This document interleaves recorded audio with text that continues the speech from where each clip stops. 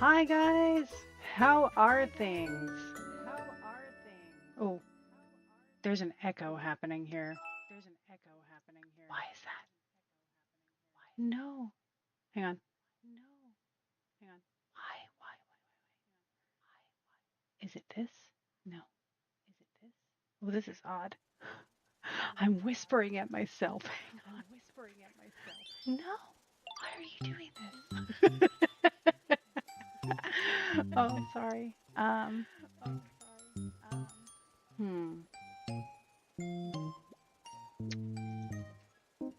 Let's figure this out. Wait. I think we're good now. Nope, we're not. I still hear it again. I don't know what to do. Does it have something to do with your Discord? It might, but we're doing everything the way we always do.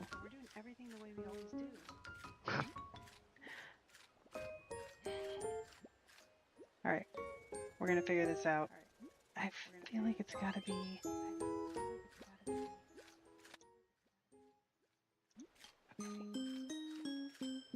Hmm.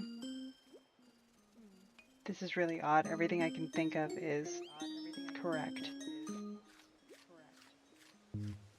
Let's. Okay, how about this? Did that? Nope.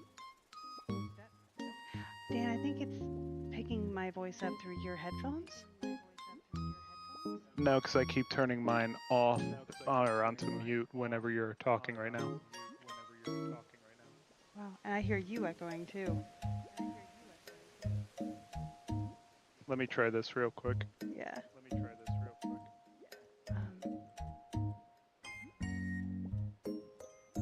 Okay. Hang on, I'm trying something. Okay. Nope, I can still.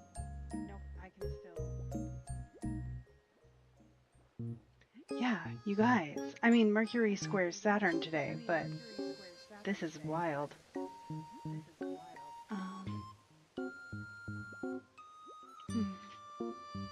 That's the mic. It's literally the same settings as always.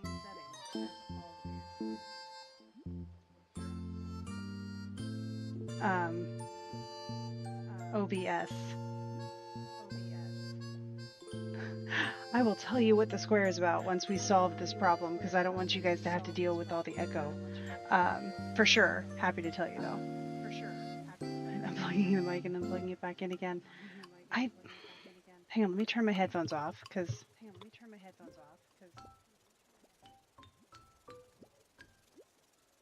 what? Hang on. I think we got it. Nope, we didn't. What? Yeah. I already have that. What do you mean the two green ones? But then I can't. Yeah, but that's my microphone and that's the desktop. Huh? Okay, but how about now? Nope, it's still echoing. Okay, can people still hear me? And it's still echoing. Yeah. Weird. I mean, if it's super quiet, maybe it'll be fine. Hey, Gabe. Wait, so you guys are saying the echo isn't there for you? Because I can deal with it if I have to.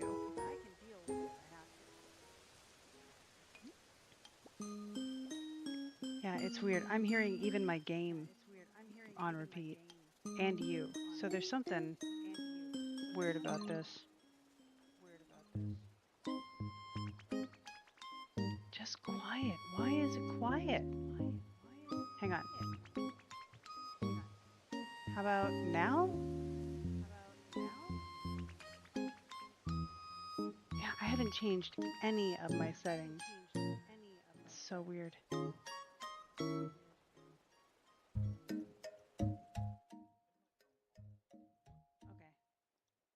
All right. So let's try this. Yeah, that one, the echo's gone. So it was a Discord issue. Okay. All right. Let's get our stuff balanced here? How is the voice compared to the video game at this point? Whoop. Uh,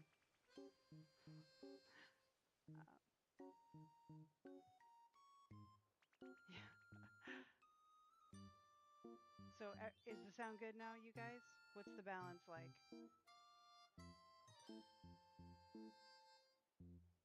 Feel like, yeah, it is good Mercury retrograde content. I was going to talk about, we're not even in pre-shadow yet. Okay. All right, I'm trying to do, hang on, let me fix this first. Okay, so that brings the echo back. Can you hear the game now? No, it's, so it is my thing here, but now I'm quiet. Lifting that's not going to do anything. How about this? Nope, now I'm echoing again. Nope, now I'm echoing again.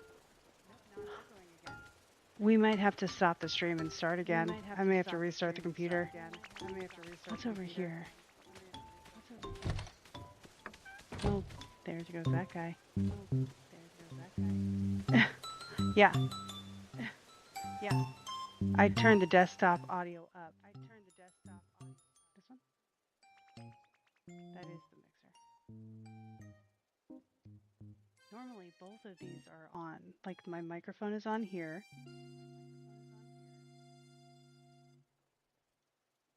Gaming headset, as it should be. Yep.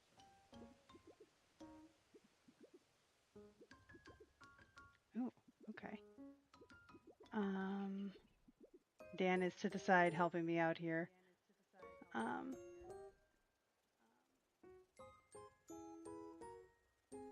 That's the only one currently in use.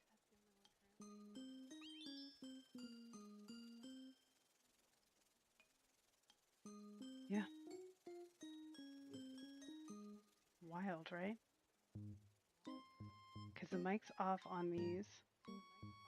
If I do this, does that help it?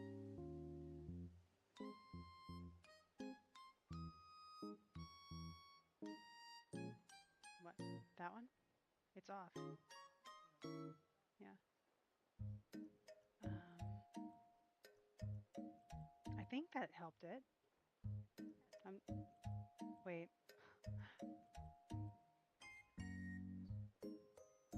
These are the headphones. Well, I mean, I had muted the headphones.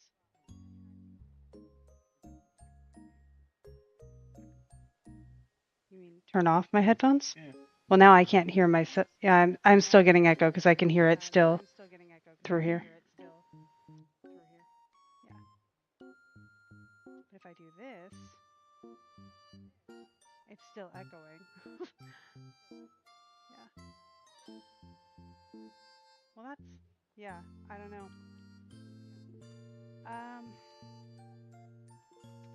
Trying to think what the best thing is. Yeah. I had both my microphones turned off there for a second. Sorry. I wonder if, but that Discord's not doing anything right now. That's so dumb.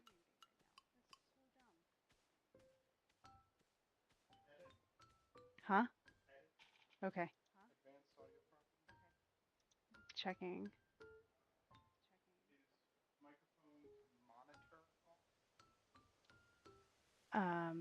Monitor off. Yeah. Let it be known, I did do everything right. At least there's that.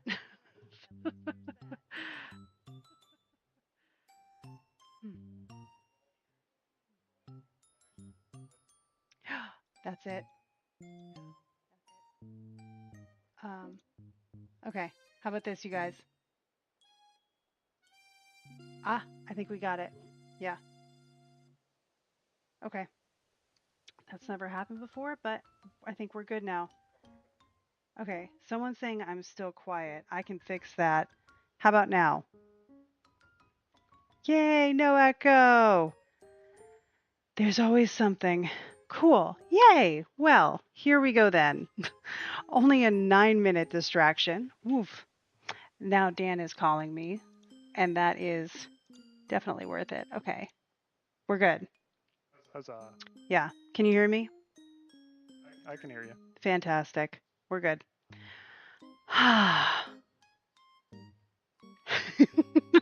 Thanks, Dan. All right. Phenomenal. Let's get back to focusing. Um, I agree into the Ravenwood. Dan is a good egg.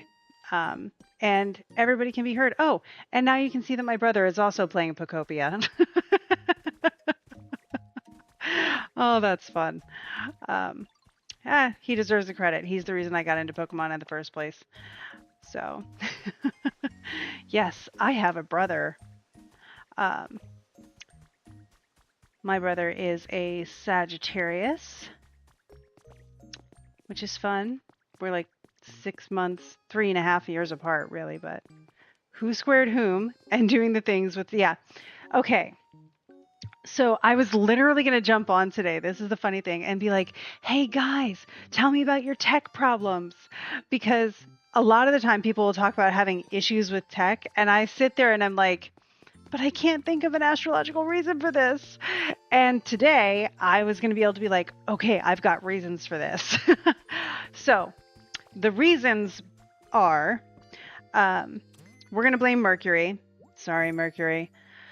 But, oh wow, it's been a bit. Okay. We're going to blame Mercury because Mercury today, and I'm going to confirm this with myself. Yeah. Mercury today is having its exact square with Saturn. It's in Cancer. Saturn's in Aries. Mercury is in Cancer. They square each other. And then in a few days, Mercury will be coming into its pre-shadow phase, if you will, which basically just means it's going to go over the set of degrees that it'll back up over during its retrograde period at the end of the month. So we are not in Mercury retrograde yet. We are entering into the first draft that Mercury will revise during its retrograde. So there you have that. I do believe Mercury is a bit of a struggle bus this week, as we have that. Yeah, first draft. Yeah. If anybody has ever done any writing or creative work, you know that you get very well acquainted with that stuff. You're going to read your own book like 80,000 times before it gets on a bookshelf somewhere. You guys are adorable. So I imagine also the same thing goes for other forms of art. Sorry, Zelda is a little outraged right now because she thinks she should be allowed in the living room, and she is letting Dan know, and she's probably right. So we got that. All right, yeah. So astrologically, Mercury also has some significance for being the ruler of the lunation that is occurring at the end of the week, which is the new moon in Gemini. So, yes, the tippy tappies. Could you hear them? She's here now. Hi, baby. Yeah, you're a good girl. I love you. She has such high expectations of us. You can see it in her face. But yeah, if you have any questions about Mercury this week or about the moon,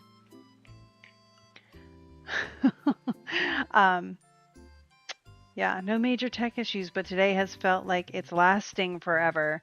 I mean, yeah, that is a good way to put it. Today did feel sufficiently lengthy.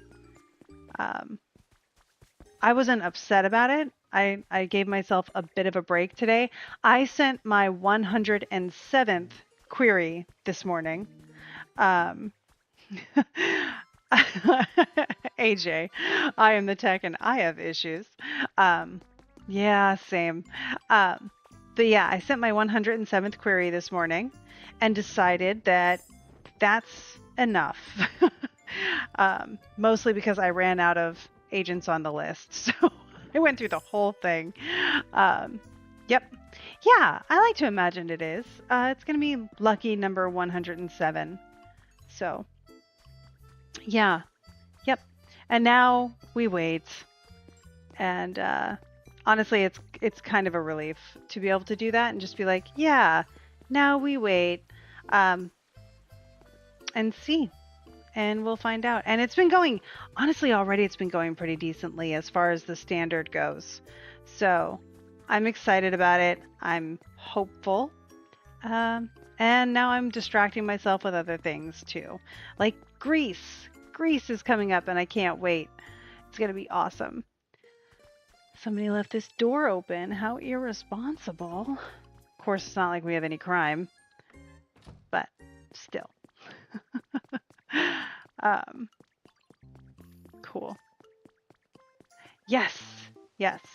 There's every opportunity. Um, Agents take like 6 to 12 weeks on the short side to get back to you. Um, and that you expect it to be at least like a 6-month process of actually acquiring an agent. Again, that's on the short side, because you pitch the agent, you wait 6 to 12 weeks for them to ask you if they're interested for your full manuscript. Then you wait up to another 2 months for them to read the full manuscript. Then they'll come back if they like it and ask to jump on a call with you. Then, if they offer on the call, you wait 2 weeks and let all the agents that you pitched outside of that person know that you have an offer so that they can get back to you. And they have that 2 weeks to hop in and say they would like to make an offer. And then you have to choose from there. And that's getting just the agent. That's not actually even getting to the publishing side. So it's a slow process, this publishing business. Every book you read was written probably at least 3 or 4 years ago. Yeah. Even if it's brand spanking new. So wild. So much time. Yep. It's a thing. But also, like if you get the right agent, that's a lasting relationship. That agent is your agent for future books and an advocate for you with everything. So it's worth the effort, as many relationships are. I'm going to look at some habitats we can make tonight. I don't have access to those yet.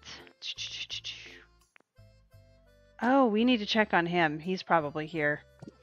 Okay. Wait. What is this? We have a new update today. Ah, yes. Advertise these to me because I will be buying them. Yeah. So we'll go down the line here and check, not on that, locations. And check out this place first. I think I set up 1 or 2 habitats there last week, and we can do more this week. Huzzah! Yay. Yeah, so that's the update on the good girl Zelda, on the writing side. Now I have book 2 of the series outlined. I'm not going to write it because when it gets picked up, things could change. So I'm not going to get really like attached to a second manuscript when it could get totally torn apart. But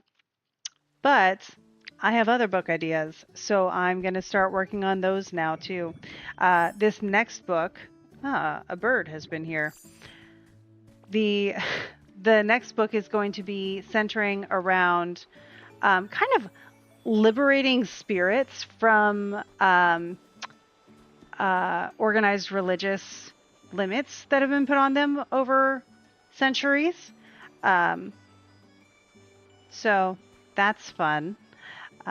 That's been coming through a lot lately. I've got some good ideas for it, and I'm really excited.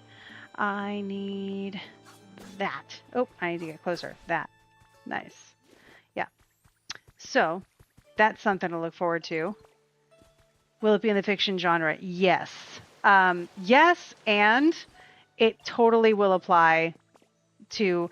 Here's the thing.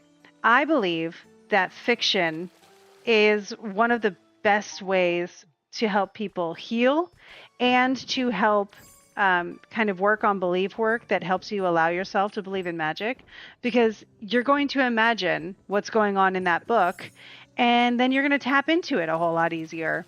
So everything I'm writing will be essentially channeled. It already is. I do channeled writing just the way M does. Mine's not always history. It can be, but it's not like we have a gap in our history and I'll channel that in. I tend to just channel in on the themes of what it is that I feel inspired to write about. So I'll get an idea, and usually those characters will have some kind of thing that they want said, and then I write the story with them. Yeah, yeah. Um, I think it's really important. Um, and I think, you can tell the fiction books that are like that because they're the ones that you're thinking about all the time, even when you're not reading them. And they make me happy. They make me super happy. So, yeah, it's like if I were disconnected from the world entirely, the thing I would still do is write stories because I always have. I was literally sharing this with my therapist this morning. When I was younger, I got my first laptop, and I spent the summer just writing and writing and writing, to the point where, because I was wearing shorts, I had burn and heat rashes on my legs from where the bottom of the laptop was sitting on my lap. Um, and I didn't care. um, so yeah, it's something I'm very committed to. Um, Also, I have a high pain tolerance, so it takes me a while to realize when something's wrong. Someone's here. Let's see. Oh, I'm going to get up there. Whoop. Nope. Overshot it. It's okay. My coordination's been awful lately. Here we go.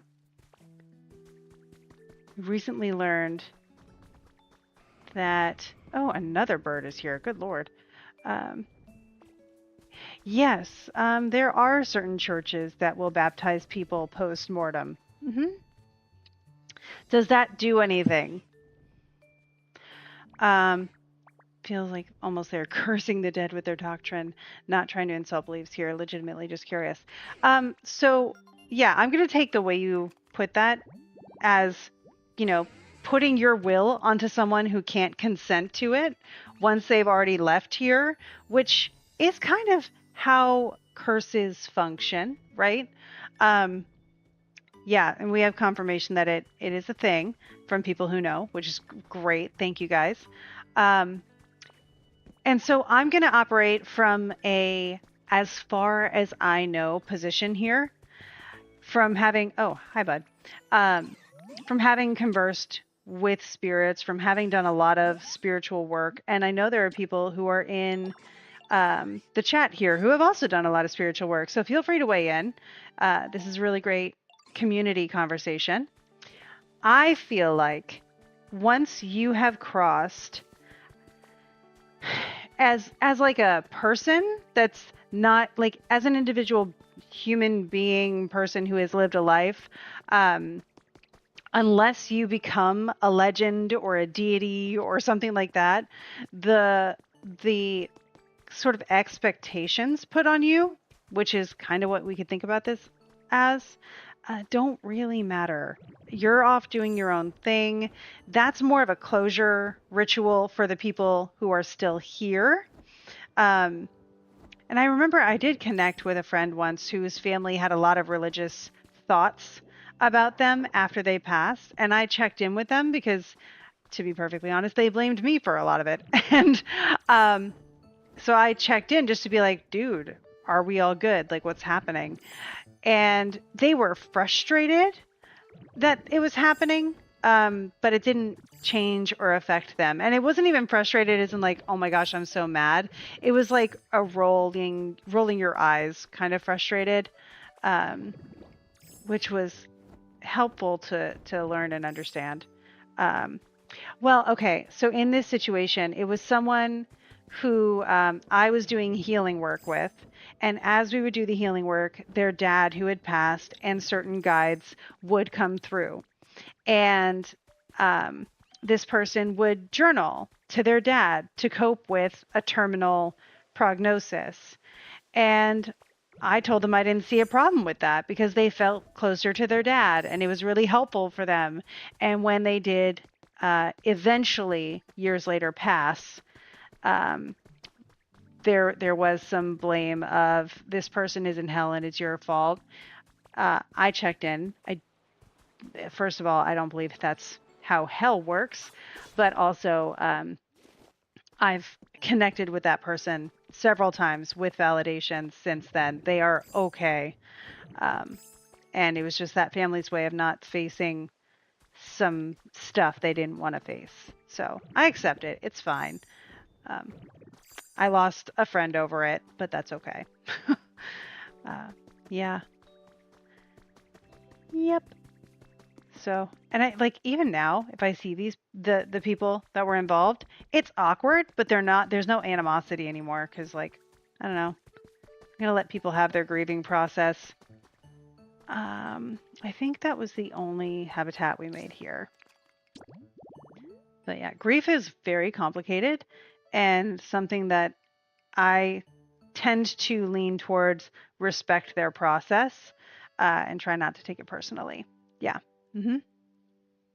Yeah, yeah. It's it's fine. Stuff comes and goes. And I was more glad to have been able to be there with this person because she helped me so much even in that process. I learned so much working with her. Um, and then to be able to check on her. That was the day that I was coming down to see you. She passed the night before and I checked in on her. Yeah, when Dan and I were dating. Yep. Yeah. And I had my own grief process. I was crying at like the drop of a hat that week. I established a song with her that she could play when she wanted me to know she was around. And then we went to see, it was Spider Man 2, the Andrew Garfield Spider Man.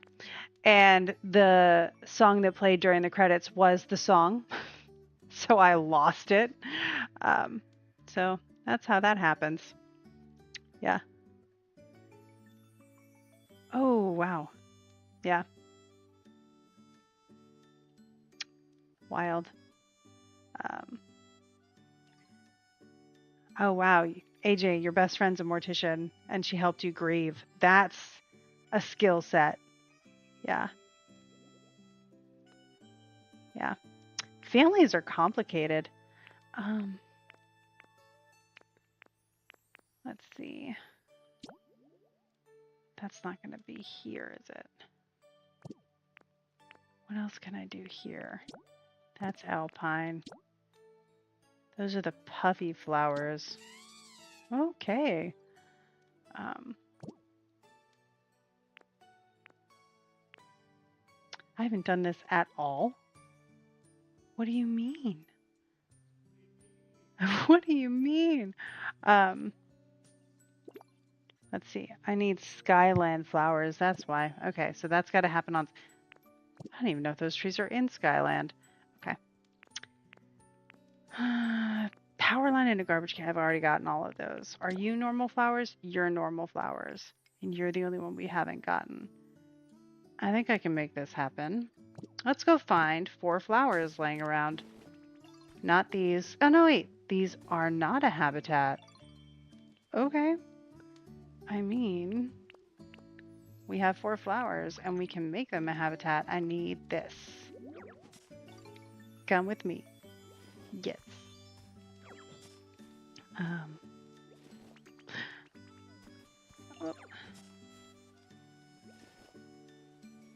Found families are the best. Excuse me, sir. Sorry. Okay, so was it any tree or a fruiting tree? I personally like lost and found families. Lost and found families. How does that work? Is that when like you were separated at birth kind of thing? No, you go to a baggage claim at any airport. You know how they have a lost and found? Mm-hmm. Yeah, usually there's just a random family standing around there and you just go and join them. That had the effect you wanted. Don't worry. I could never. The anxiety I would have to just walk up and be like, hey, we're family now. My birthday is here. What do you like? He, someone just said he's wearing his Knuff sweatshirt today, isn't he? Turn around, Dan. Yes, he is.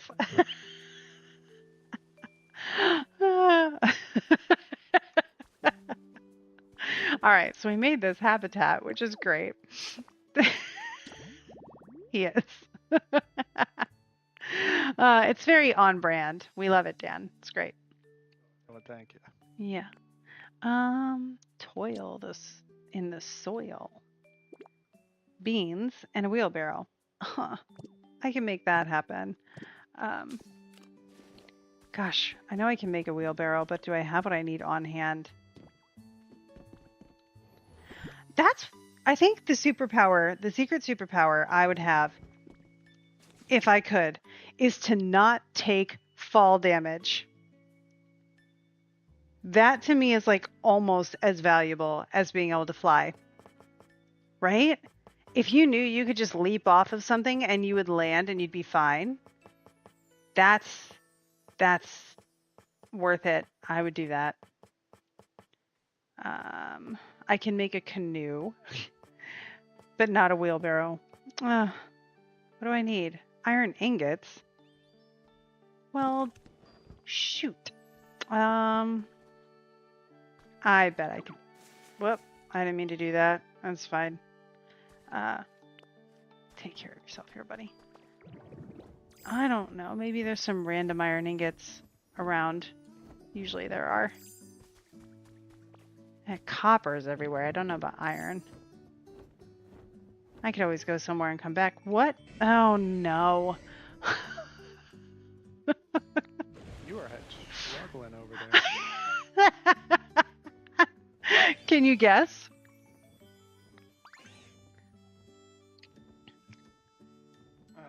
Yeah, exactly. Oh. The worst.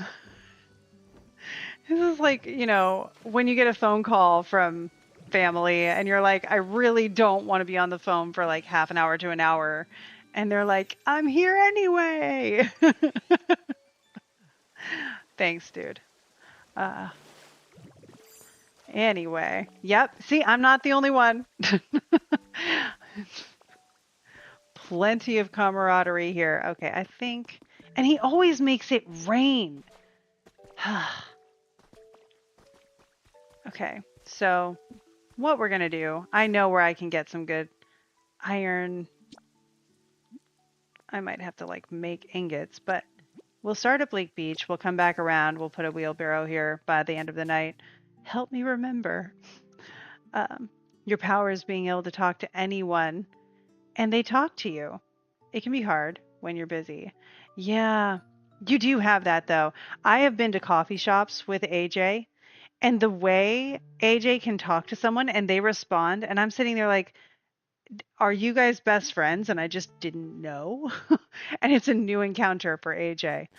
It's amazing. It's really incredible. You know, charisma plus 30. There we go.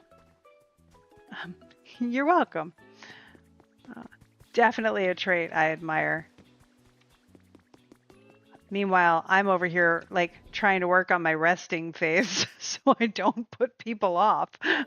So I can make a wheelbarrow. All I need is striped soil. Okay, but you're over there. Well, that can be easily. I have the recipe. I just need iron. Well, you should have iron. I'm going to get some, but I have a system and a process, and I need to go to Bleak Beach before I go to the Rocky place, because that's where the guy who drops the iron is. So, I have iron back at Pallet Town, don't get me wrong, but this is more fun.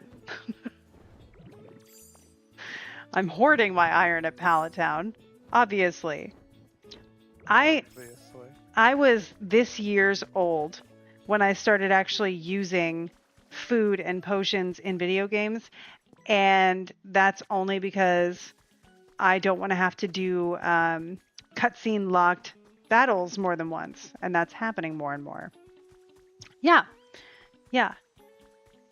I don't care what, Instagram says about that trait. They made me feel bad the one day. Um, it's fine. I might need them for the boss battle. And if I have a ton of the boss battle, phenomenal. It's a good thing. There's nothing wrong with it. Speaking of, though, you guys, did you see the Nintendo Direct that happened yesterday? I'm so excited. I will say, later this year, a not just remastered, but totally remade version of Legend of Zelda Ocarina of Time is coming out, and I'm going to get it and any kind of collector's thing that comes with it because that's my treasure hoarding right there. And I'm going to humbly request that we play Ocarina of Time during that period because I've played it multiple times, but it's so good. It is so good. And now it looks incredible too. And the music was redone and it's so good. So I really think you'll enjoy it. I hope you'll enjoy it because I'm stoked. I cannot wait. And depending on, I may even do more frequent live streams to celebrate it coming out. So we can do more than just one a week. We'll see. They haven't announced the official launch date yet, so we'll have to find out what's going on. But I'm definitely going to be getting it. I've also had someone request, yes, I will play it for you and you can enjoy the story. All good. I wonder if they'll add extra heart pieces and puzzles and stuff. I don't know. It's going to be great. I know most of them by heart, so it'll be fun. But I've also had a request that Tomb Raider, based on Atlantis, is coming out. And someone asked me if we could do that here. And I'm game. My only decision I have to make is which platform I would want to get it on, because it is coming to Xbox, PlayStation, and Steam probably 2026. Switch 2 has been delayed to 2027, like February. So we'll see. If it comes out at the same time as Ocarina, we'll do Ocarina first, and then Tomb Raider later. Tomb Raider later. And sorry. And then, oh no, I didn't return my cards. Ugh, now I gotta walk the whole way. But too high. So we can do that. It's a good year for games. I'm very pumped about it. I was actually talking to my brother about it because he's also excited about Legend of Zelda and the new Pokopia. So there. These guys were supposed to be at the other end, but I forgot to bring them back. That is a quality of life update I would like in this game. Give me a recall button for my little trolley dudes. You're partial to Steam. The customer service is top notch. Yep. Yeah. All right. We have all the dinosaurs, and you can see all they do is litter rocks everywhere. It's appropriate, but it's excessive. I don't need that many rocks. All right. Yes, I am here. We gotcha. Huzzah. I feel like there should be an achievement for this or something. We did that. Would it be called Huzzah? I mean, they're fossils, so would they, you think? Huzzah. Fuzza? Sure. I feel like I didn't hear you correctly, and I'm sorry. No. No, that was it? You Okay. heard me exactly right. Fuzza. Fuzza. Sorry. I'm trying to wrap it around to like make it a little bit more perfect in my head. I would agree. I don't mind it. I don't think it's a bad idea. There are no bad ideas. Boom. That'll be handy for later. Okay. You know, if there weren't, I feel really bad for the guy that jumped off the Eiffel Tower with his homemade parachute and thought that no bad ideas.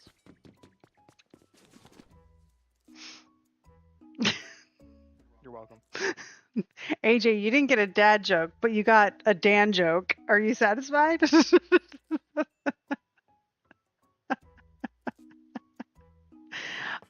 No, I appreciate that. It was a misguided idea for sure.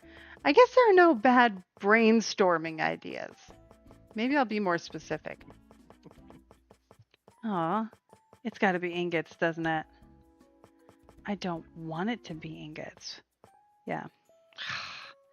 I only need 2 of them, though. You would be able to make them for me if we were near fire stuff, but I'll probably just go back to Pallet Town and grab some. It's okay.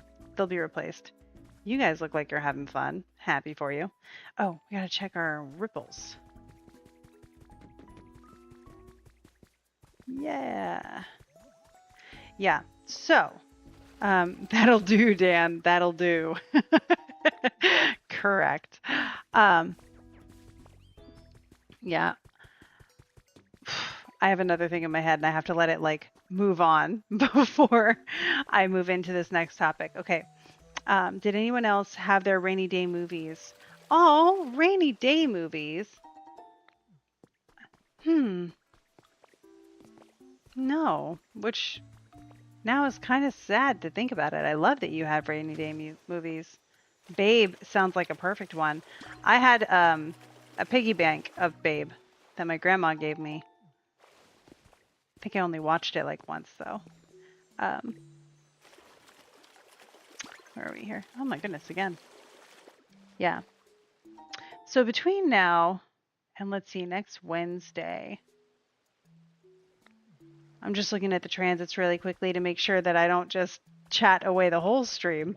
Oh, also, to anybody who didn't see, on our Monday Magic Mood Boost, someone asked for a spell to help keep birds away from, you know, relieving themselves all over their garden. And I found one. So I did post that. It has to do with stinging nettle and a broomstick. I'm assuming you make a broom, but out of stinging nettle based on this. Yeah. Ooh, Aaron says 7 Bride for 7 Brothers, Singing in the Rain. Yes. And Disney princess movies, but you like Ariel. Oh, but like up to, yeah, the Renaissance. The 90s Renaissance was good. Yeah. Cool. Yeah. I love Singing in the Rain. It's been a while since we watched it, but it's so good. Let's see. Skylands, do our diligence there, then go back and get some iron. You worked in healthcare. Nice. You still have not seen Singing in the Rain? It's longer, but really good. Really good. Dan and I quote it and sing it at each other all the time. Yeah. The Aladdin movie series was arguably the best of, you know, the ones that had like sequels and stuff. There was that whole era where everything was like Cinderella 2 40 years later. But the Aladdin one, especially the third, honestly, was my favorite. Lion King 1.5. Lion King 1.5. Mm-hmm. Best of all of them. Has the best music. Yeah. 100%. Okay. What? Did we make... We didn't make a thing over there. We found someone over there last time. Okay. So... Right? Or did... I'm just going to check it. Better to know. Yeah. So, on the topic of... Aladdin's dad. Yeah, that's what I'm saying, man. It was so good. And the turtle. Yeah. Yep, yep. So cool. Fun fact that I've learned recently as I'm reading more translations of ancient Sumerian, Akkadian, essentially Babylonian era ish lore, which is basically Epic of Gilgamesh and okay, the name is Atrahasis, but it's the original Noah with the flood and the whole thing.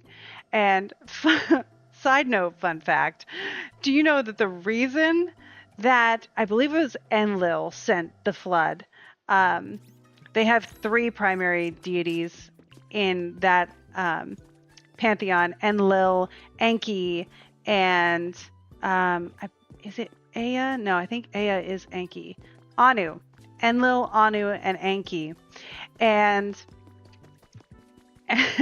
and Enlil had to basically be close enough to people that when people were created, humanity was created, um, they had eternal life. So they were, they were made from body parts of a god already, but something just a little bit not quite a god. And and they were loud. And so Enlil was like, there's too many of them. They are too loud. I'm going to send a plague. And then Atrahasis was like, I think he went to Enki and was like, hey, make it stop. And so Enki did. And then 600 years and some passed, and there were too many people again. And Enlil was like, you guys are too loud. I can't sleep. And so he would send famine. And there was like famine, flood, pestilence, all these things until finally there was going to be like, I'm wiping all of you out kind of flood. This guy really needed his sleep. And so Atrahasis went to Enki again and was like, save us. And Enki was like, listen, I can save you. I can save you and your family and put everything in this sort of ark. And when the flood comes, we know how that story goes. It didn't last the same exact amount as in the Noah story. And it wasn't because all the rest of the world was terrible. It was just people were noisy. They lived forever. And the world was overpopulated. And that became a problem for the gods. And so at the end of it, when Enlil found out, he was like, yo, this is my version of population control. And since you guys don't want this anymore, what we're going to do is you're going to have life limits. Like you can only live for 120 years or whatever. And now people can get sick and die early. And now you might have, issues with fertility and all these things. So that's where that was all established as a form of the gods being like, you guys are too loud. And this is how we're going to keep it down. Which is a lot. I don't know if it's better or not. But that's the story. And then obviously there's, Inanna / Ishtar's descent into the underworld and whatever. But the Epic of Gilgamesh and all of these stories are known to have been inspiration, apparently, for stories like your major epic stories, including 1001 Nights, which Aladdin kind of draws from, and including the Odyssey. There's a lot of similarities there, and obviously in multiple biblical accounts as well. So it's really interesting to be reading these things, and I always read the footnotes. So I'm reading the footnotes and highlighting when they're like, yeah, this is this in the Odyssey. This is this in 1001 Nights. This is this in the Bible. A lot of Ezekiel, if I recall right. So Ezekiel. Yeah. Yep. It is cool, right? And again, the way I grew up was, I remember when I first heard of the Epic of Gilgamesh and that there was another flood myth, yada yada. My family and I think my church were all like, oh, this validates the stories we believe. And then I grew up and I was like, wait, they came first. Like, how does that work? Someone got the joke, Tony. Yeah, we love Ezekiel and Tony. Um, yes. So, mhm. Um, yeah, the Odyssey's new movie. We were actually in Iceland last year, and one of our travelers saw Zendaya in Reykjavik. She had a lot of bodyguards around her, and we obviously left her alone, but she was there filming for the Odyssey, which is really cool. Um, I'm excited for it. I'll check it out. I know a lot of people are like pointing out inconsistencies and stuff, but it'll be fun. It's not going to be as good as Epic the musical, but what are you going to do? Um, your takeaway from similar stories is usually a long, appreciate what you got, you obnoxious little ingrates, and let me get some sleep already. That seems to be the MO of a lot of deities. Yeah, yep. Hmm. Yeah. But also bi-coastal Bamo. I did see Good Omens season 3, which is a singular episode. Um, but yeah, it was not bad. I wish it had more episodes to it. I think that they could have done so much more with that, but the way they did it, I was satisfied. I appreciated it. Um, yeah, it was good. Now, where was I going to put this? Oh, I remember. Yes. Hmm. Yeah, it's going to be really hard to top Epic the Musical. Okay. So, at least for where did you go? Sort it. I did make it, right? I was there. Okay. I got it. You're not going to let me place it there? Come on. Not close enough? Yeah. You're not going to. All right. Here's what we're going to do. It's only temporary, and I didn't want it to come to this. But, oh, you're not going to let me do that either. Clever. I'm still going to try. Does that count? No. I don't want to mess up what I've already done. Dang it. All right. Now I got to punch this to make it go away. Pardon me. Hiya. Okay. Think. I could just move these temporarily, though. Yeah. Okay. In case, here's what we're gonna do. Can I can just pick up um, beans, right? You should be able to, yeah. Nope. Okay, that's not how that worked. Oh, apparently I'm supposed to harvest veggies today anyway, though. Okay, I have 4. We're gonna make it work. It's gonna be great. Um, Question is, where do we want to do this? And you, my friend, can grow.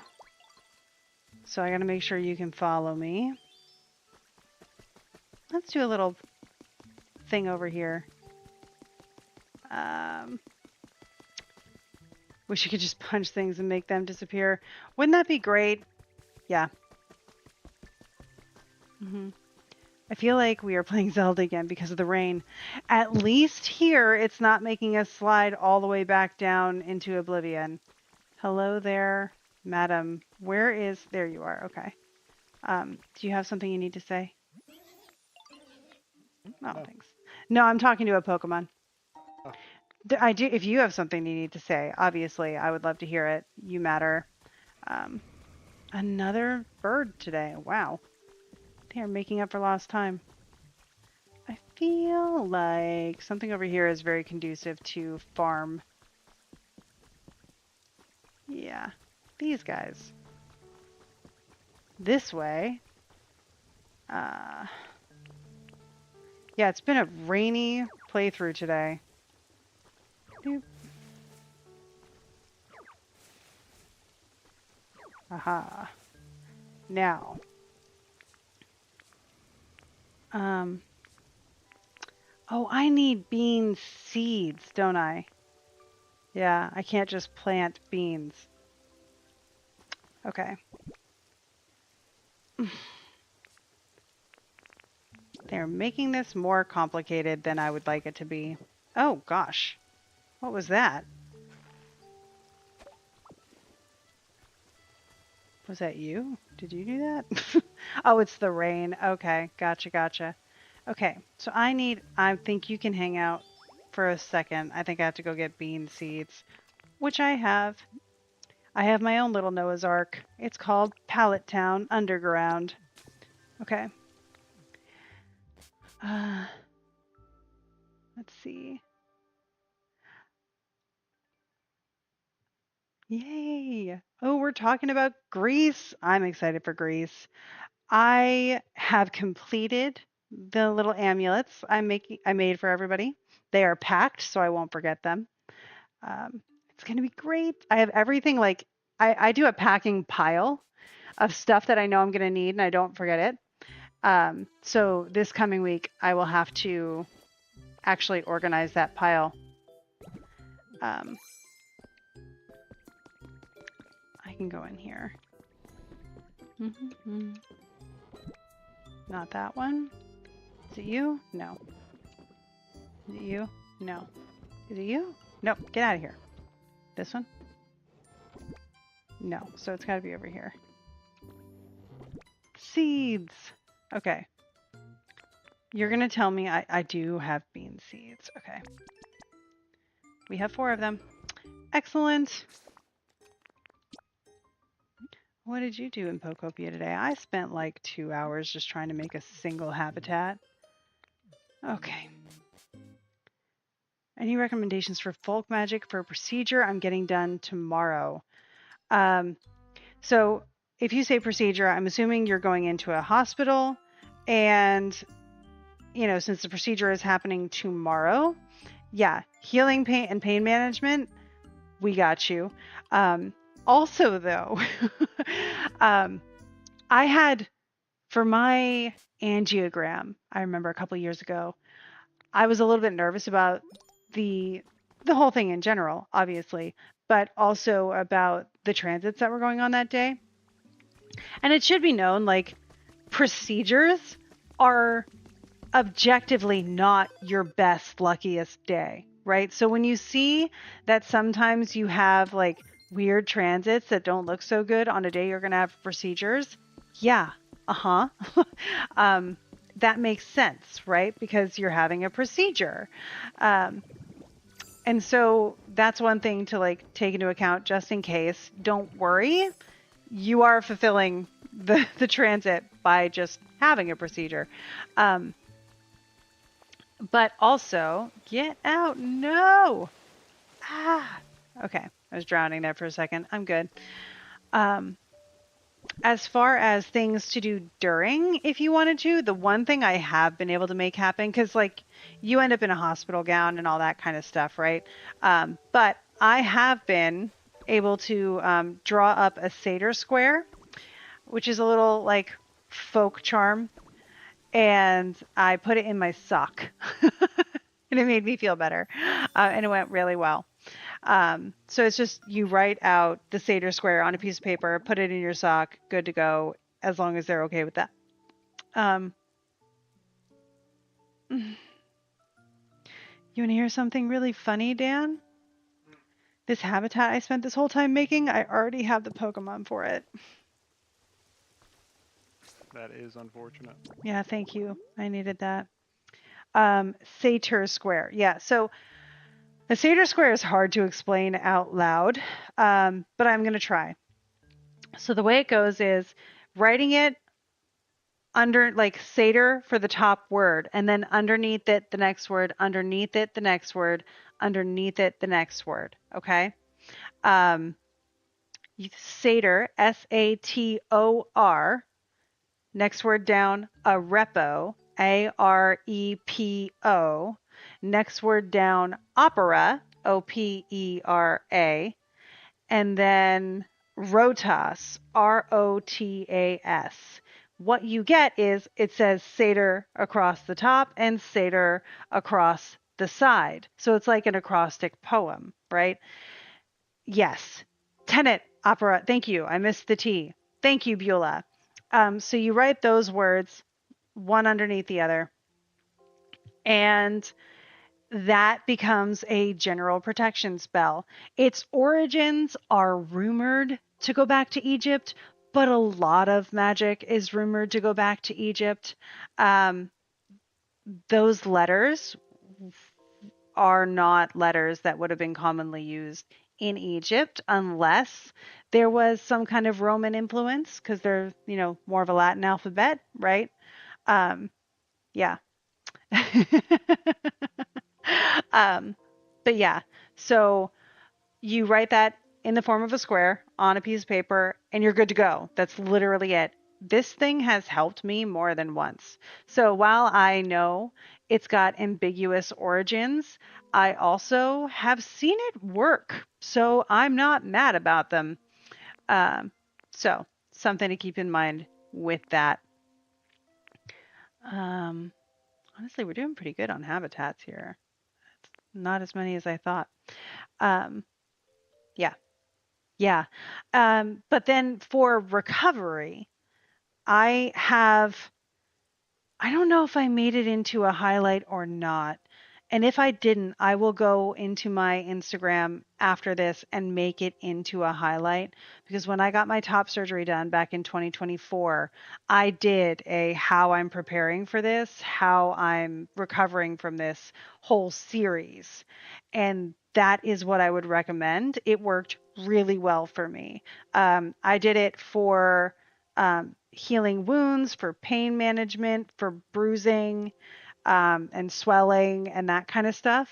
So there's definitely a ton in there. And I will make a highlight of that. So check that out tomorrow morning, like at the latest. But I will do that because there's a lot in there. Now, the disclaimer is these are from Brahmarai, which is a branch of Christian mysticism. So they cite Jesus a couple times. Um, but it's not organized religion's Jesus, first of all. And second of all, if you're uncomfortable with that, you can plug in the appropriate figures from your belief system and try it out. Um, so, yeah, it does not fill me with great confidence. Uh, I'm glad you love your doctor, though. Yeah. Yeah, procedures are not they're not they don't feel steady, right? You're not It's not something that feels like, "Oh yeah, run the mill." Yeah, I'm cool with the dude too, particularly. The stuff around it is part of the reason why I'm writing the book on liberating spirits from organized religious control. Yeah. Yep. Mhm. Yeah, but also I'll be thinking about you. And if you don't mind, I can light a candle and, you know, do some stuff on my end if you would like. Uh, Happy to do that. Doesn't take any energy from me. It's just easy peasy. Um, that looks really easy. I could do that. I'm gonna go back to Pallet Town and make that. Yes. Anybody who would like to do any practice on behalf of this lovely person tomorrow, um, easy peasy way when instead of just being like, oh, thoughts and prayers, because we know how that feels lately, right? Um, my actual thing is yes, you will be in my thoughts. I will be doing the equivalent of prayers.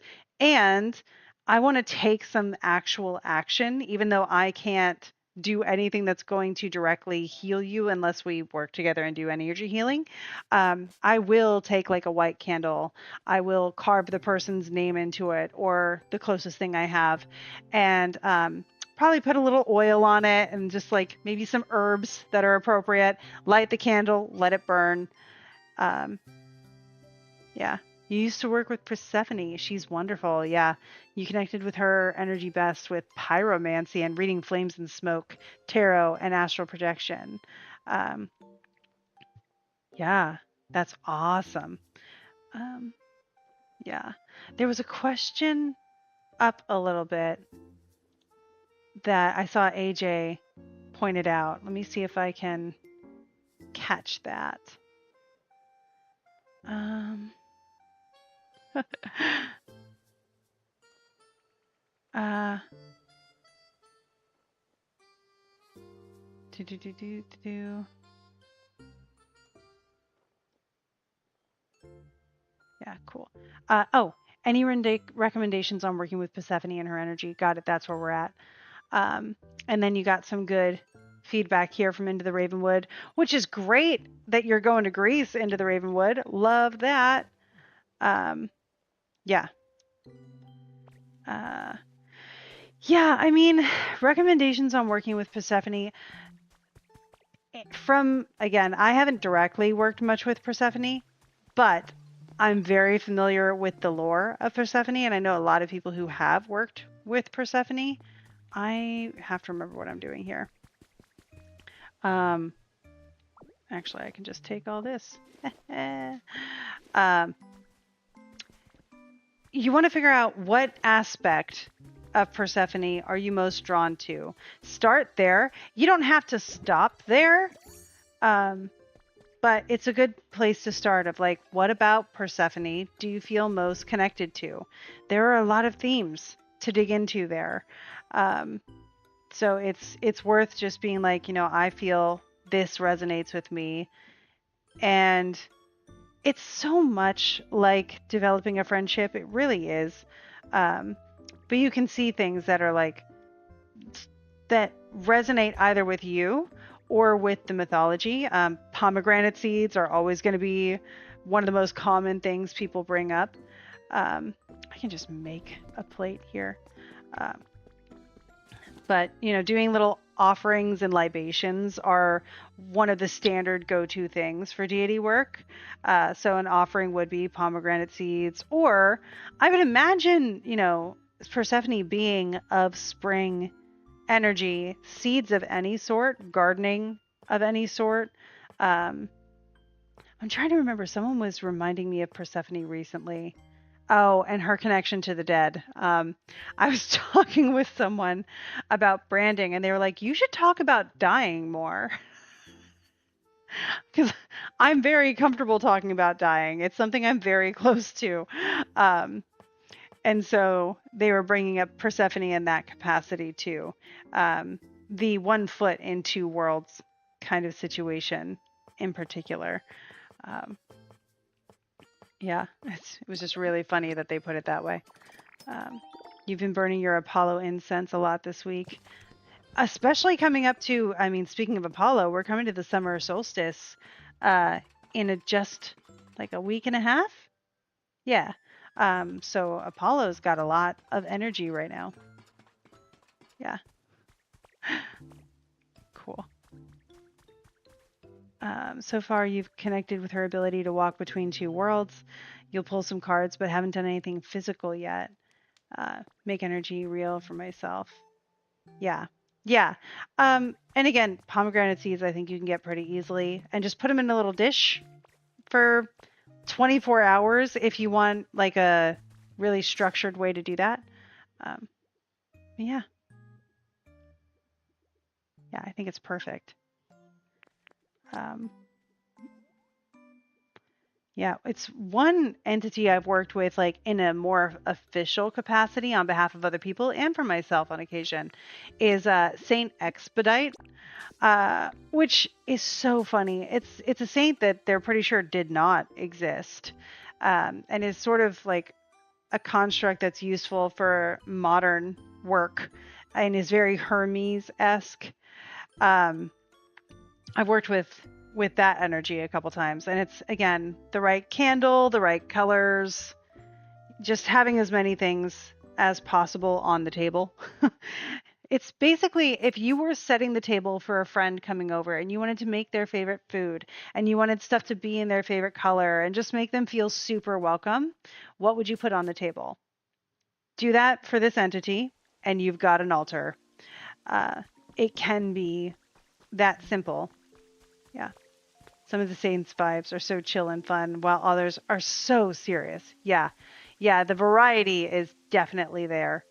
Um, where do I want to put this table? I consider it like a. Oh, I have almost everything here already, and I'm pretty sure I moved this person. No, this is Charizard's house. Respect. Okay. We'll make another little happy habitat. Okay. Now that and that and that and whoop. I want to place this there. Yay! Cool. Yeah. Awesome. Cool, cool, cool, cool. Oh, pomegranates, flowers, mint, bats, narcissus flowers, which are daffodils, are all things that Into the Ravenwood has so kindly provided um, as good offerings to Persephone. So love that too. Thank you. All right, so we got some of that going on. What other habitats can we focus on? It's interesting too. I've done a couple different lives this week, even outside of my usual ones. There's a private platform that I do lives on once a month, and folk magic has been the vibe this week. People are very interested in it, and part of me can't resist associating it a little bit with the Jupiter Venus situation. Um, for no like super particular reason, but it does seem like of the energy, that's what people are very interested in right now. And I think that's cool. I like it a lot. Okay, I don't know. I don't know that I have these. I might have these. Let's see. What recipes do I have? I can check that here. Whoop. But yeah, if you guys want to talk more about that, I can. Okay, I do have this. Okay.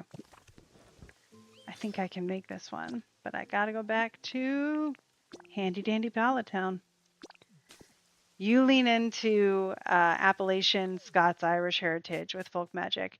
I lean into my Appalachian Pennsylvania Dutch folk magic. Um, yeah. Yeah. What would you guys like to learn about folk magic? Everything I can off the top of my head, I will share. Not a problem. You don't have a lot of books on it yet, but the stories from your grandma are great. Um, so Appalachian folk magic, there is a guy named Jake Richards who does a lot of, they're very short, but they're grimoires of Appalachian folk magic. I think one of them is literally called Appalachian something or other that he's done. He's in my it's not really a coven, but it's a group chat of all of us who practice this Brachari magic, and he's in there, so I get to hear from him regularly. And he is active on Instagram, Jake Richards. Um, yeah, he's got a couple different books out, which are great. The other one is now this one is associated with Brachari closely, but it's got a lot of similar stuff in it. It's Long Lost Friend. Um, that's another one. Yep. And let's see. I also, this isn't Appalachian. Brandon Weston has Ozark Mountain Magic, which is super fun. Um, Similar stuff, really, but it's very thorough. The Ozark Mountain spell book is one of my go-tos, especially during new moons and full moons. Um, what else do I need here? I did the table. I think I need that. Yeah. Um, yep. I've also learned about Moravians as well. They were Germanic. Yeah, there's another one too in Pennsylvania. I keep forgetting the name of it. It's the more like it's Brahari is more Christian mysticism, and this other one is alternative to that, right? It's like more, I guess you could say pagan, but I can't remember. Oh, it's at the tip of my tongue. I think there's a G in it. I have to remember. Okay, table, chairs, and bed. Got it. Um, yep, cool. I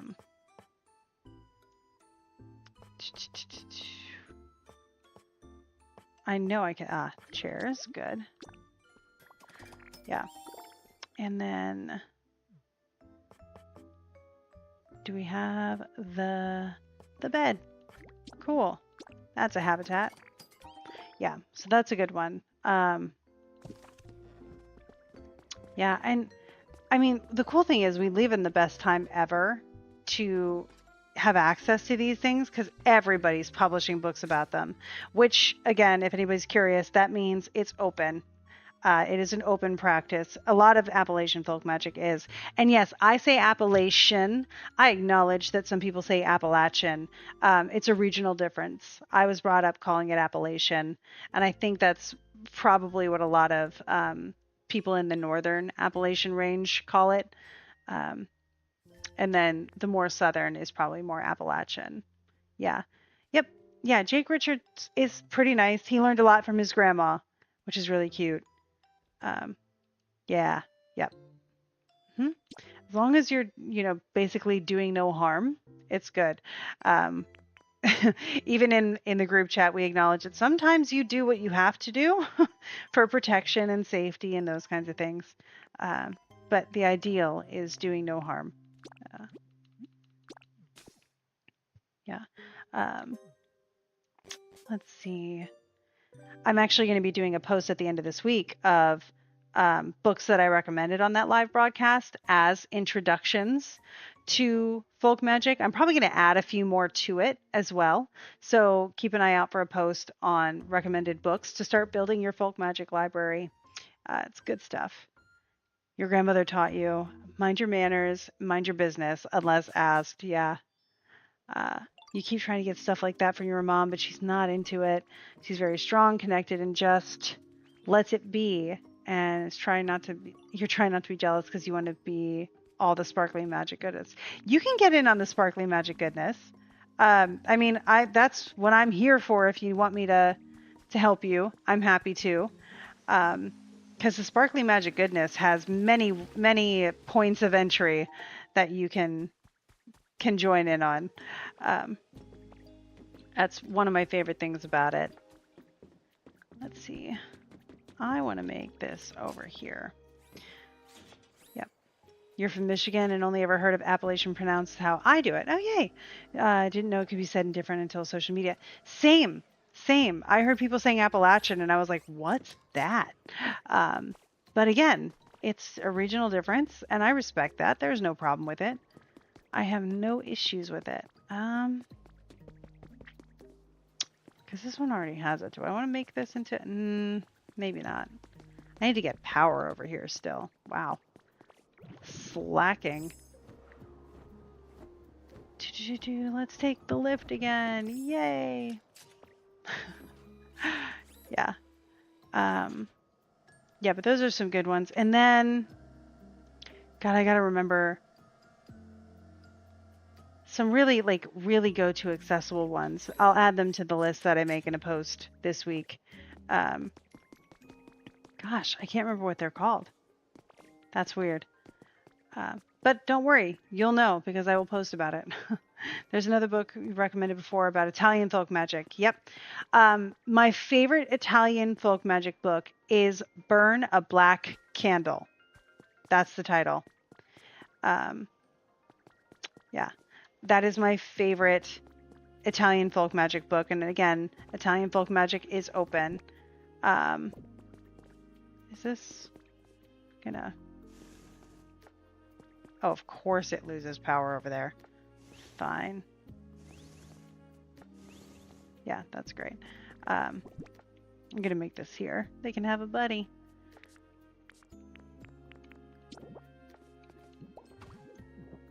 I think I need you over here. And then here. And then it was a table. Whoop. Ta-da. Cool. Weird question. Any spiritual tips to help discerning if someone is safe working on rebuilding my intuition, especially in social settings. 100%. Um, let me let this response formulate a little bit. I do have thoughts and opinions on this, and I want to answer thoughtfully. Um, you are so right on. It is so tough right now to discern who is available for reliable social friendships. Um, my first and foremost go to, and this is not going to sound magical, but I think it's really important, is like yourself as much as you possibly can. Um, Liking yourself and figuring out how and who you want to be as much as you possibly can is going to give you a natural radar for when someone feels like they don't jive with what's important to you. Um, so yeah, it sounds silly, but it is the strongest discernment, protection, every type of magic. Literally, it's one of the Orphic or the maxims, the Delphic maxims, right? Know thyself. Cue into that, like thyself. And I think you've got a lot covered, right? The more you know yourself, the more you know what you stand for, the more you know what you won't stand for, what you will tolerate, what you won't tolerate, and who fits into those categories as well. Yeah. You use your pendulum a lot for checking vibes. That's a great idea as well. Um, cool. Also, don't listen to them if their words don't match actions. You don't want it. Yeah. Well, and coming from a perspective here, in my experience as an autistic person who takes people at their word, where I really should know better in most cases by this point, it can be really hard, right? People say things and you're like, oh, cool. Why else would you say this if you didn't mean it? Um, but another thing that I've learned over the years is that you do not have to give someone full access to you and your energy right away. That can be a step process where, at first you can keep some mystery about yourself. And then the more someone proves to you that they can handle who you are, that they are, not conducive, compatible with who you are, the more access they get to your enthusiasm and your energy. The same way people had to go through initiations with traditional magic. What if you're the magic and people have to go through the process of initiation to access the mysteries that you know? um, so if that helps, just remember you're the magic and they can go through that process of quote unquote initiation of, kind of earning your trust. Yeah. Yeah. It's nice. You are the magic. It's one of the things that I will tell myself sometimes. It's like, just, I immediately think that authenticity is one of the things you do like right up front. And it doesn't always have to, like, authenticity and vulnerability are two different things. And it's helpful to remember that. You do not have to be vulnerable with someone right away. And you can still be authentic at the same time. So I hope that helps. Magic and astrology lining up with the work and conversations with the counselor. Hey, I love it here too. Yeah. And rest assured, a lot of what I've been through is through what I say is through research, personal development, and therapy. So, yeah.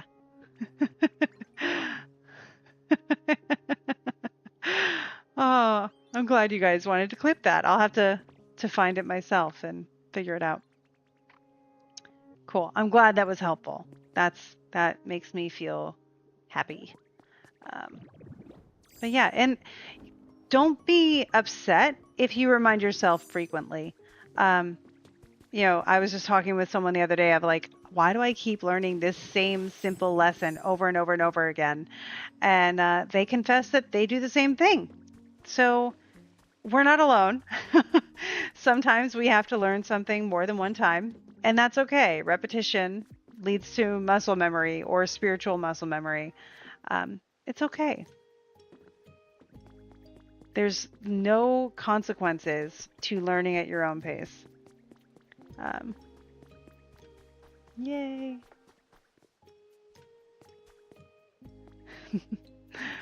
um, you've been working on loving yourself a lot, especially in therapy.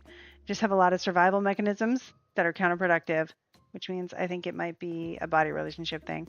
Um, okay, so Ren, hi. And also same. um, there are so many things, especially if you are someone that has neurodivergence, which includes CPTSD. My therapist will constantly remind me about the C part of CPTSD being complex. um, and again, it's okay. It's going to take some time, and it sounds like you're doing a great job. Um, and I hope, again, if I can help with any of the nuggets I come up with, I absolutely will. One of my favorite access ways of appreciating truly everybody, the way I look at people and can immediately appreciate whoever they are, whether we're compatible or not, is truly astrology. Astrology has taught me that everyone is is on their own journey and embodying their own thing. And I may be able to relate to it incredibly, or I may not understand it at all. And they're still doing what they should be doing according to their astrology. So I can't really be upset at that. And if I need to, I can walk away from it. Um, so, yeah, feeling safe in your body and trusting what it's telling you can be so hard. Into the Ravenwood, 100%. Um, yeah, just because it's simple doesn't mean it's easy. Yeah, Aaron. Um, but yeah, body stuff is rough, especially if you were socialized in like a feminine experience. And, masculine experience has it too. It's just so rough because there's no enough. You're not given what enough is. You're just never there. And so one of the things that I do most with that is like, what does enough look like so I can recognize it when I've achieved it and maintain it however is healthy at that point. But the weirdest thing is no one ever tells you what enough is. They just tell you what it isn't, and they never tell you if you've made it or that you've made it. Um, so decide for yourself. It's been very useful to me, actually. Um, there are still better days and harder days, but it's a thing that has gotten slightly easier. Um, Living in capitalism can also make feeling enough very challenging. 1000%. Um, Especially with the way social media currently is. I think it's on its way to a different iteration, um, but not there yet. Yeah. I think it might be Saturnian lesson for me. Long term one. Saturn coded guide has been lurking as Saturn does. Uh-huh. Um, having a Saturn coded guide. I hope it's like okay, no I for your sake, I hope it's an Aquarius Saturn coded guide or a Libra Saturn coded guide. um cuz those seem to because they have air to them, right? So they seem to move a little bit more smoothly. I love Capricorns. Please don't get me wrong. My dad is a Capricorn. I have a lot of friends who have Capricorn energy, and it is some of the most reliable, safe energy I've ever felt. Um, and when I want something to move, I prefer the air energy. And it just is what it is. uh, Headlines, etc., not helping me shed so many things I've held on to from Yeah, Depression era grandparents and likely some other ancestral echoes. Yeah. That's why one of the things I have been reiterating, and I will say as often as it helps, we need to change our definition of what success looks like because capitalism has defined it for us in a lot of ways, and that's icky. Um, so it's more about what makes you feel successful and how you can have that at all times, whether you have the resources or not.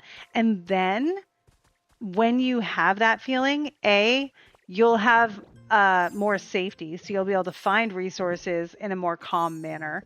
But also, you may find those resources show up for you more easily because, they get the avenue to you has cleared up. Um, yeah. Your Saturn guide is hilarious and has a reputation of being very tough love being for you. He's soft. Oh, because you're already too hard on yourself. If you guys saw, I think it was like episode 8 or 9 of Witch Hat Atelier, Kiefer says the same things about his student. So I think you might like that episode. Uh, it's cute.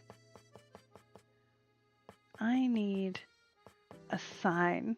Boy, do I need a sign. But I want to make a sign.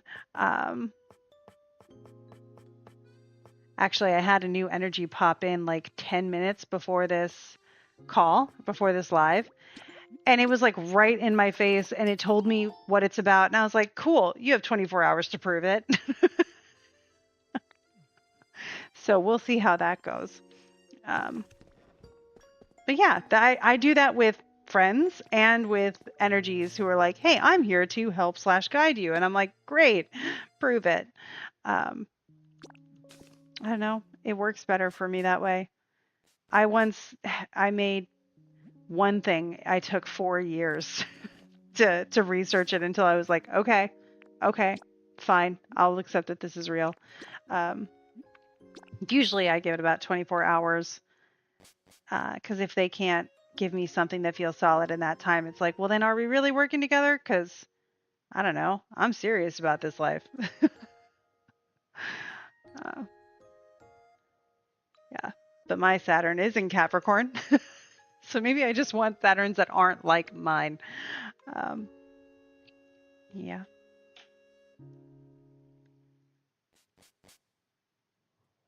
Hello, everybody. Pardon me. I got to go back to where that trash can is. Hey.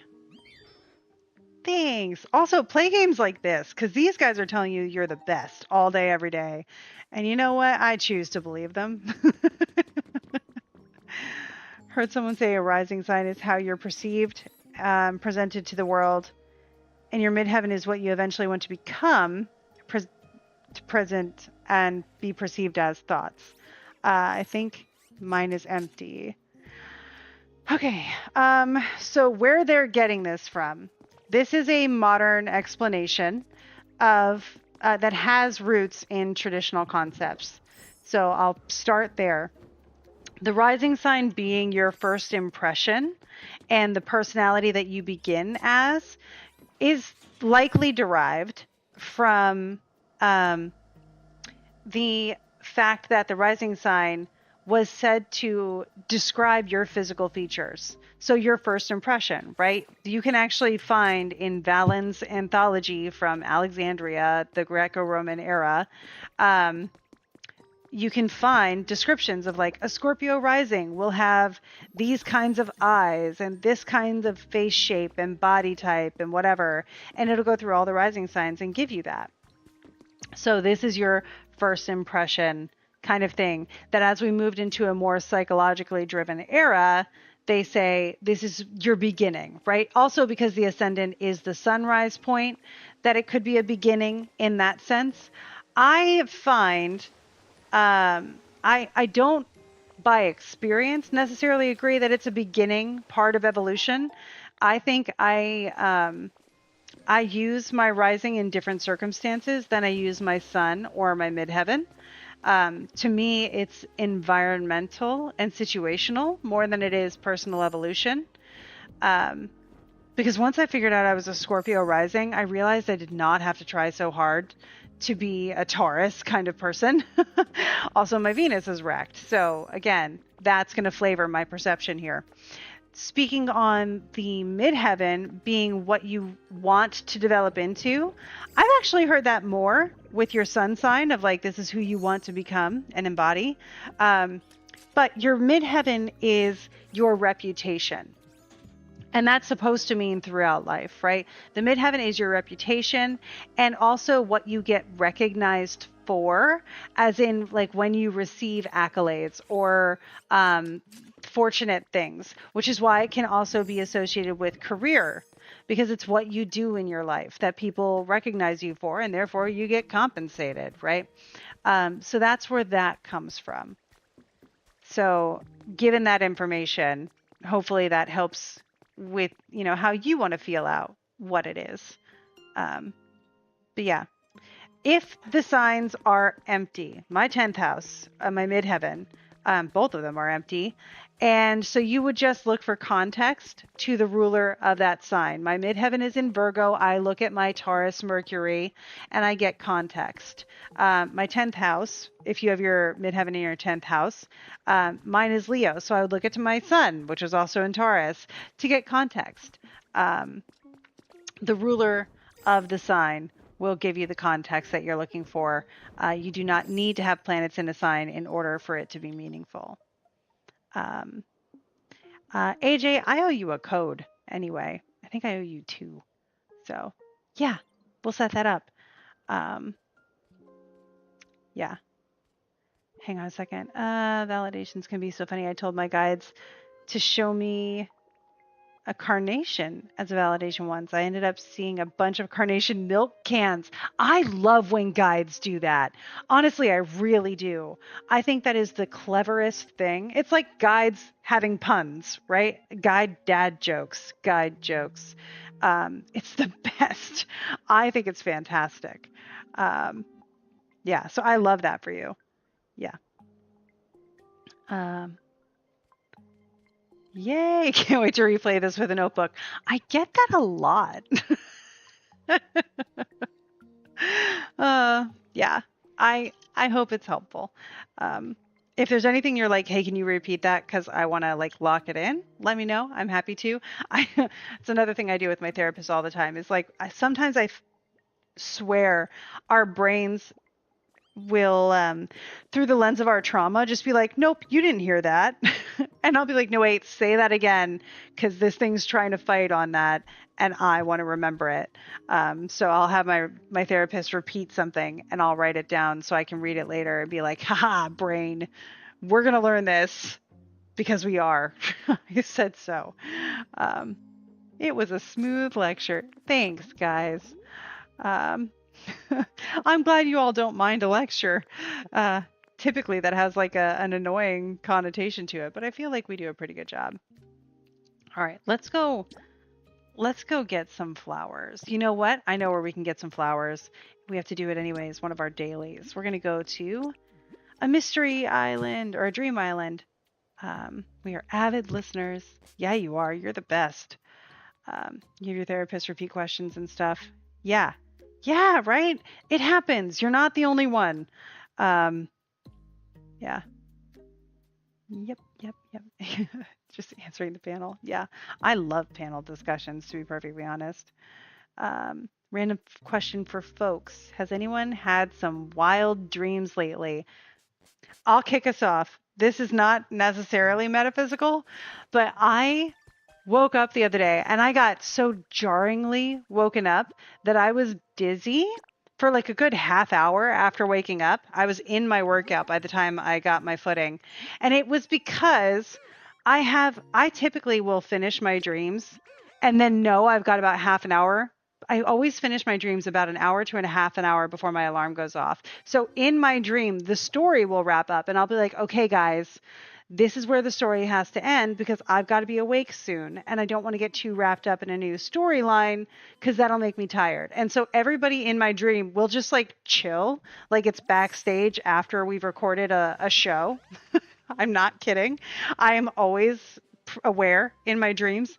But this time in my dream, we entered into a new storyline, and I had a bento box in front of me. If you don't know what that is, it's like a Lunchable, but it's Japanese culture amazingness, sections of different incredible foods. Um, and they're so good. It's one of my favorite things to have. And someone was arguing with me about this bento box, and I was like, I can't argue with you right now. I have a bento box and I would like to eat it. And then I engaged in the argument because I also wasn't about to lose the argument. And then my alarm went off and it ripped me right out of this mid argument over food that I was having, which is very on brand for me. Yeah, don't start the new episode now. It does happen. And so it was so hard for me to get myself to like thorough consciousness.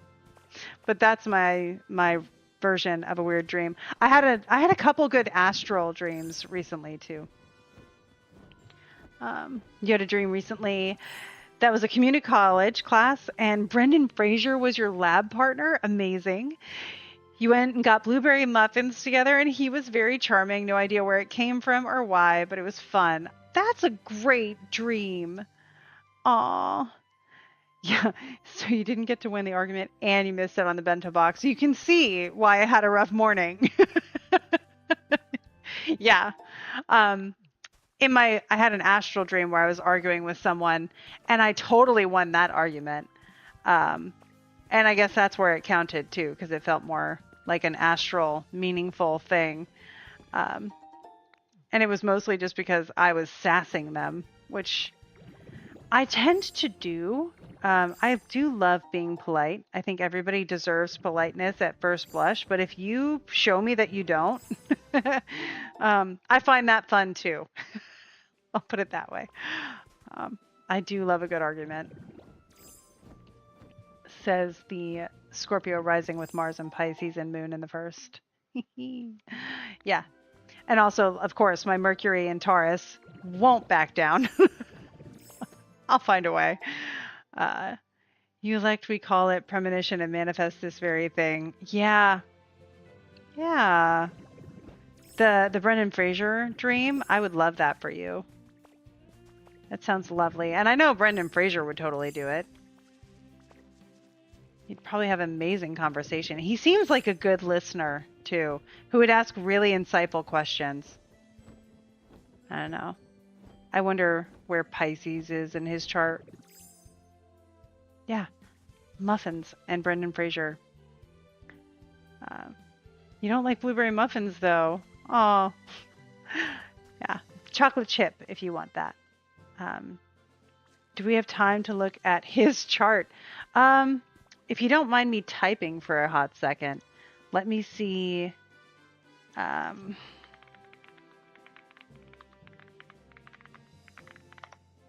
Okay, I want. There's AstroSeek. Okay. Hang on, it's got a. Okay, I would like the whole sign, please. We have an A Rodden rating, so we're pretty confident on it. Ooh, Venus is on his Capricorn midheaven in the 9th house. Taurus rising with a Taurus moon. That's nice. I like that a lot. Wow. That's a fun chart to look at. Yeah, so the Taurus rising and moon is probably where I'm getting my vibes from. Oh, he's having his Saturn return. Really? He's going to have his second Saturn return probably in a year or so. Go figure. Mm-hmm. Yeah, the moon loves being in Taurus, and he got it by like an hour later. He would have lost that moon. So it was a really good time to be born for him. I approve. Those are the flowers I need. These purple flowers, I gotta take them with me. Okay. Come here. I think these are the ones I want. We'll find out. Okay, 4. Great. Okay. Now I'm pretty sure I've gotten all the stuff up there. Time to check the caves. Maybe we can all retake bio and chemistry class as adults. Ah, dude, I need to because those were not my best classes. um, just to have lab partners again. I would probably have better lab partners now than I did in high school. High school was rough. Is that the only cave?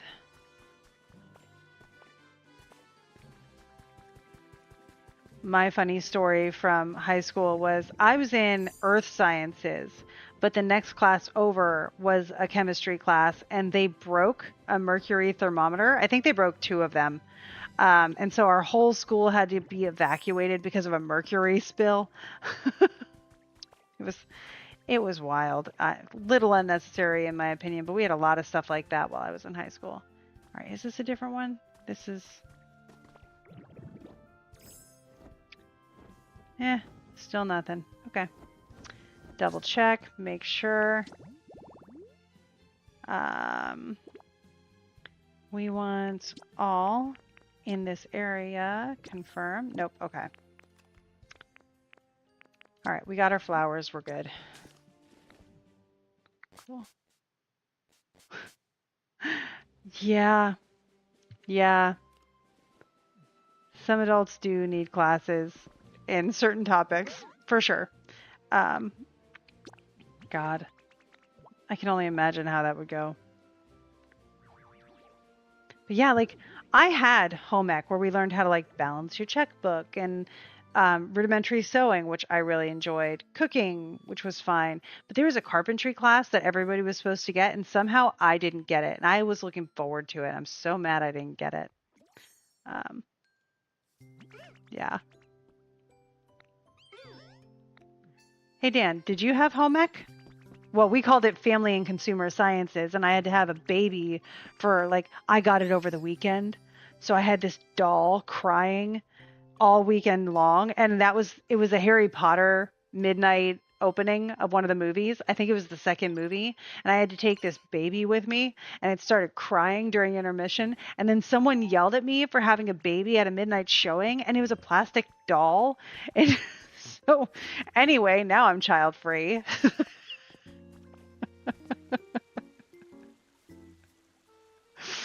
Yeah. You all right over there?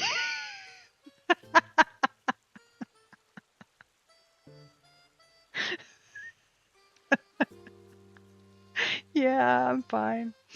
Uh, we got evacuated for a lot of things in school. A lot of things. Honestly, some stuff that I probably like shouldn't mention. Um, we had so many because it was the era of bomb threats, right? Someone though was really stupid because we had finals and you only had to go to school for half a day on finals day, right? So they did a bomb threat on finals day and we were all so ticked because we're in the middle of taking our finals and after this we get to go home and then we get the code blue going off over the speakers and everybody starts groaning and rolling their eyes because now we have to walk all the way down to the football stadium, which is downhill from the school. So if the school explodes, where's the debris going to go? But yeah, right? Think it through. Think it through. Yeah. Oh, man. You didn't do the baby project in school. You thought it was just a pop up culture thing. No, it was called Baby Think It Over. Yeah. Mm-hmm. I had like to keep records and all sorts of stuff. And I would have been 13 in that. Um, yeah. So, you know, I thought it over. I made decisions. Okay, so we need a pine tree with 4 flowers. You're going to tell me I don't have that?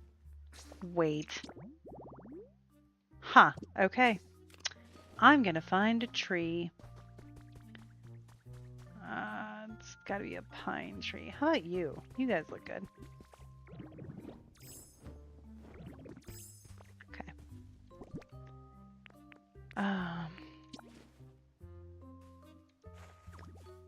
You would pay for baby robots. but no, don't let anyone know how to use an actual condom or anything else. Yeah. Yeah. If I recall right, there was one time where a video was shown on that topic in my school. And it happened to be over my birthday. And everybody just went for half an hour into separate rooms, watched a dated video because it was my birthday, so I wasn't at school. But they were kind enough to send the DVD home with me. So I had to watch it at home. And so anyway, now I'm ace.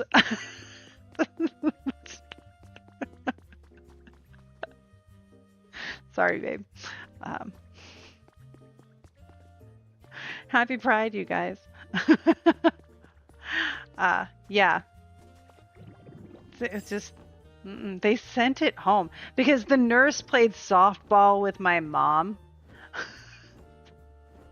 And the nurse and I were really close because I spent most of my elementary school career in the nurse's office having like strokes and stuff. So I knew the nurse very well. You know, the normal childhood.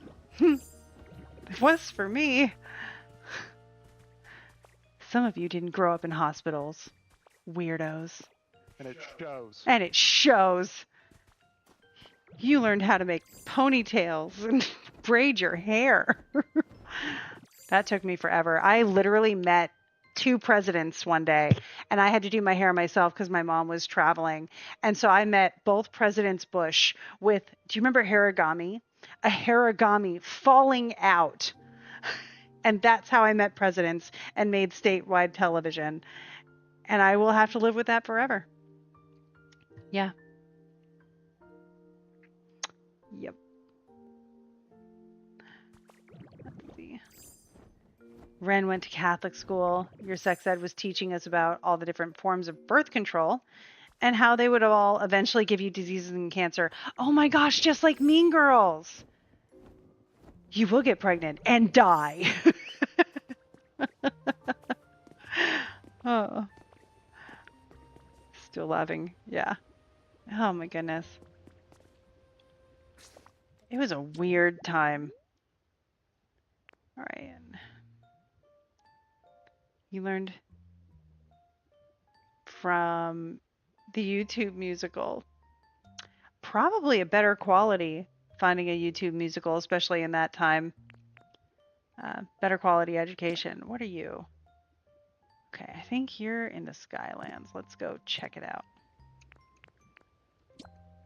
All right, we're going to go to Skylands. We'll see if we can find these flowers because I acknowledge we're coming up on 8 o'clock already. It's been hilarious this time, you guys.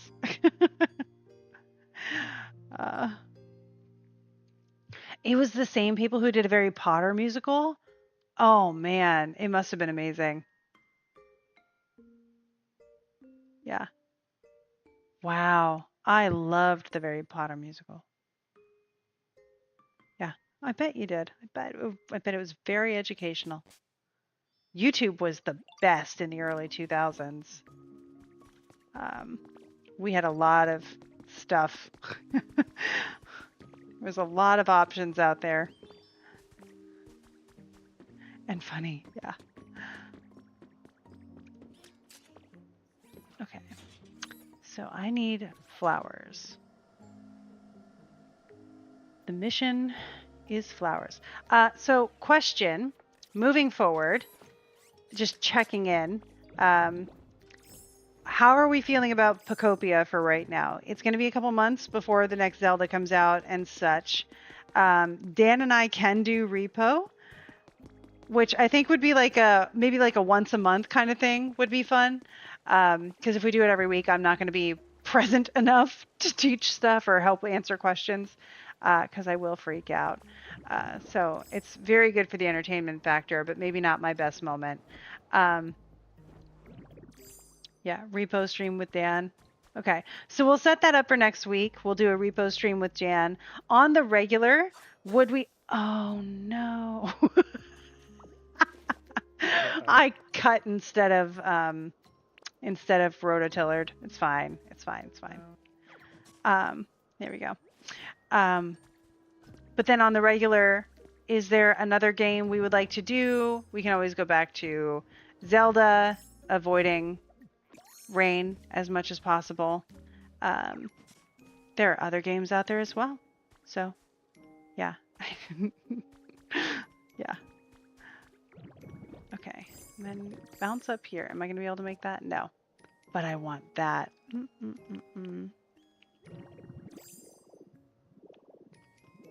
This is great. Okay. Undo the transformation. Yes, good. Back over to rototiller. Get that. And then you're already in place, my guy. No, wait, it's got to be a different tree. Whoop. Almost got sloppy there. Okay. Sloppy. There was a video game once that had a boss battle where the boss would yell at you for being sloppy, and I set it to be a text notification for just one person, but instead it's set as my default notification. And so every time my phone went off while I was on vacation, it would yell at me for being sloppy. Yeah, it's gonna rain all stream now. Just watch, it'll happen. Yeah. Yeah, so we'll do repo next week. You cool with that, Dan? Yeah, that's fine. Nice. And then, yay us. Then we'll decide next week what we want to do on the more regular. I'm happy regardless because this is really fun and I appreciate you guys. And I'm pretty sure this is like one of the only things I could do as a evening live stream that does not drain energy at all. And it's because you guys are incredible. So I want to thank you guys for that. We got a lot done. Lots of habitats accomplished tonight. I'm really stoked about it. One step closer to achieving our goals. I guess I need to figure out how to make that one somewhere too. But yeah, look at this. Very few grayed out ones. I'm very proud. Might miss next week visiting back home. Here's hoping your little crochet turtle Livingston makes Hermes happy. I hope so. So, also next week is Wednesday. I'm like almost forgetting. We're going to Greece. Okay, so next Wednesday I am still here, but the following Wednesday and the Wednesday after that, we will not have a Twitch stream. So next week will be the last one for 2 weeks, and then we'll come back. Yeah. Did M ever find her van turtle? Yes. Yes, M did. We knew as soon as she got more turtles for travel that she would probably find van turtle. Hermes just wanted new turtles, one for suitcase, one for car. And so that's how it happened. Yep. Are you doing Inksville this week? I believe Emily is taking her birthday off, but keep an eye on our Instagram stories for updates. If it is or is not happening, I will be posting there. Yeah, I hope it's a wonderful trip, and I'll be also glad to come back and hang out with you guys. I feel like it's a win-win situation for me, and I'm so grateful. And who knows, in 2 weeks, maybe I'll have more updates on book stuff or life stuff. So many things can change. We actually get to spend the summer solstice on Mount Olympus, and I'm stoked for that so much. I will be spending summer solstice on Mount Olympus as the sun comes into, Cancer. I did card pulls about it today, the book stuff, and other life announcements that will come later when they can be confirmed. For now, it's a secret. And both turned out really good in the card pulls. So I'm excited about that. Yeah. I can't wait to meet you into the Ravenwood. It's going to be amazing. So yeah, that's coming up. Like I said, I'm basically packed for it already. I just need to organize. And I have a system. Do you guys want me to post stuff about that, like travel tips and things as we're leading up to the trips? Because I have a system and it works so well, and I'm happy to share it. Yeah, cool. All right. Well, with this, we will look to the sky here.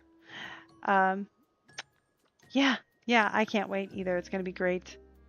You're not content creator friend. I would say yes. Yeah. Yeah. I try. I try. Oh, also, keep an eye out. I met with a branding person this week just for ideas, and we settled on like Lore Keeper as a really great social media edge. And I've been playing around with Mystic Lore Keeper. Let me know how you guys feel about that. If that seems like a really cool shtick, because it lets me do all the stuff I already do, but it's a really nice identifier. So working with that for now, as you'll have seen in the posts I already put up today. More to come. I'm trying. Awesome. Awesome. Well, thank you guys super duper much. I appreciate you all. I hope you guys have a great rest of your week. At the latest, I will see you on Monday.